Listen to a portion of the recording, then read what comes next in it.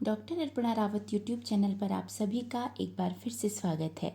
आज का यह वीडियो कक्षा 12 के लिए है और आज के इस वीडियो में आपके लिए हैं कविता पतंग के प्रश्नों के उत्तर। इस कविता के कवि हैं आलोक धनवाजी। प्रारंभ करते हैं।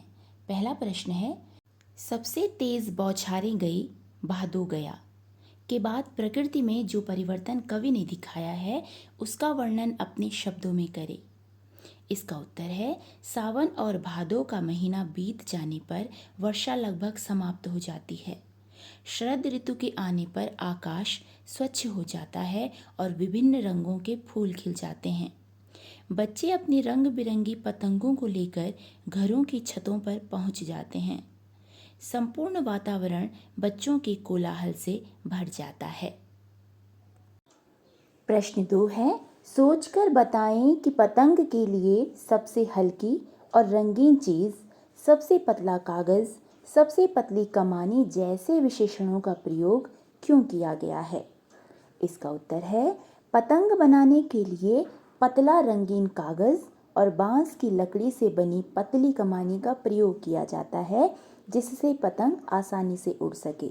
इससे पतंग हल्की होगी और आसानी से आसमान में उड़ सकेगी। कवि ने इन विशेषणों के माध्यम से पतंग की विशेषता और बच्चों की चेष्टाओं को बताने का प्रयास किया है। बच्चे हल्के होते हैं और कोमल व निश्चल मन के होते हैं। जो बच्चे होते हैं वे रंगीन कल्पनाओं से युक्त होते हैं, अर्थात वे बहुत सारी कल्पनाएं कर लेते हैं और उनकी जो कल्पना होती है वो बहुत ही सुंदर होती है। बच्चों की तरह पतंग भी रंग बिरंगी और हल्की होती है और आकाश में दूर तक जाती है। प्रश्न संख्या 3 है, बिंब स्पष्ट करें।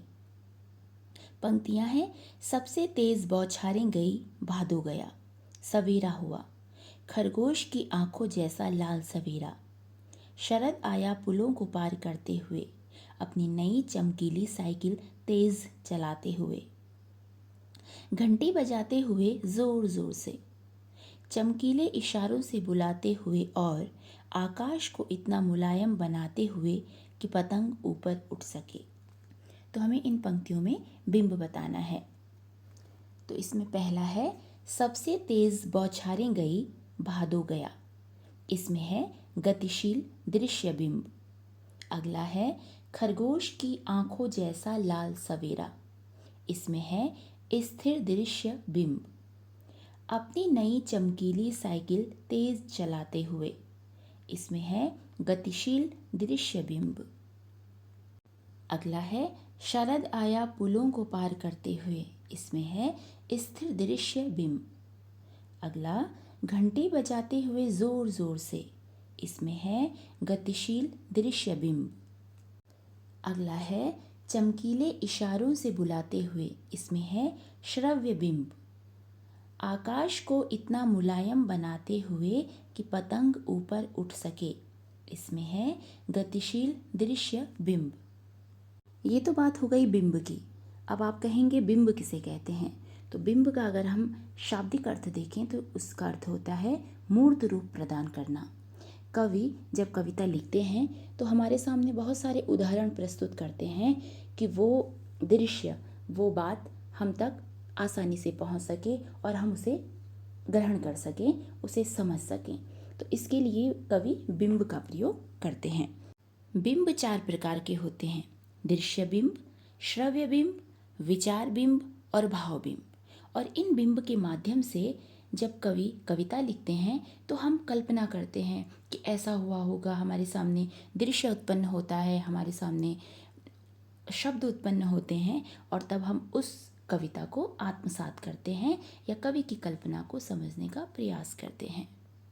प्रश्न संख्या 4 है, जन्म से ही वे अपने साथ लाते हैं कपास। कपास के बारे में सोचें कि कपास से बच्चों का क्या संबंध बन सकता है। इसका उत्तर है, इस पंक्ति में कपास से तात्पर्य बच्चों की कोमलता और पवित्रता से है। बच्चे कपास के समान कोमल और पवित्र होते हैं। वे निश्चल होते हैं क्योंकि उनके मन में किसी प्रकार का कपट और द्वेष नहीं होता। वे शरीर से भी कपास के समान कोमल और हल्के होते हैं। कपास और बच्चों में समानता होती है, इसलिए कवि ने कपास से बच्चों का संबंध बताया है। प्रश्न 5 है, पतंगों के साथ साथ वे भी उड़ रहे हैं। बच्चों का उड़ान से कैसा संबंध बनता है? इसका उत्तर है, बच्चों को पतंग उड़ाना अच्छा लगता है। बच्चे पतंग उड़ाने में इतना मग्न हो जाते हैं कि उन्हें अपने आसपास का ध्यान ही नहीं रहता। वे आकाश में उड़ती अपनी पतंग को देखकर बहुत खुश होते हैं। ऐसा लगता है जैसे पतंग के साथ साथ वो भी अपनी कल्पनाओं के सहारे उड़ रहे हों। जैसे जैसे पतंग ऊंचाई की ओर जाती है, वैसे वैसे बच्चों का उत्साह भी बढ़ता है। इसलिए कवि ने कहा है कि पतंगों के साथ साथ बच्चे भी उड़ रहे हैं। प्रश्न 6 है, निम्नलिखित पंक्तियों को पढ़कर प्रश्नों के उत्तर दीजिए। पंक्तियां हैं, छतों को भी नरम बनाते हुए, दिशाओं को मृदंग की तरह बजाते हुए। अगर वे कभी गिरते हैं छतों के खतरनाक किनारों से और बच जाते हैं तब तो और भी निडर होकर सुनहले सूरज के सामने आते हैं। इन पंक्तियों को पढ़कर हमें 3 प्रश्नों के उत्तर लिखने हैं। पहला प्रश्न है, दिशाओं को मृदंग की तरह बजाने का क्या तात्पर्य है? इसका उत्तर है, पतंग उड़ाते समय बच्चे ऊंची दीवारों से छतों पर यहाँ से वहाँ कूदते हैं। उनके पदचापों से एक संगीत उत्पन्न होता है। कवि को यह स्वर अर्थात यह आवाज़ मृदंग की ध्वनि की तरह लगती है। दूसरा प्रश्न है, जब पतंग सामने हो तो छतों पर दौड़ते हुए क्या आपको छत कठोर लगती है? इसका उत्तर है, जब पतंग सामने होती है तो छतों पर दौड़ते हुए हमें छत कठोर नहीं लगती है। उस समय हमारा पूरा ध्यान पतंग पर रहता है और हम भूल जाते हैं कि हम कैसी छत पर खड़े हैं।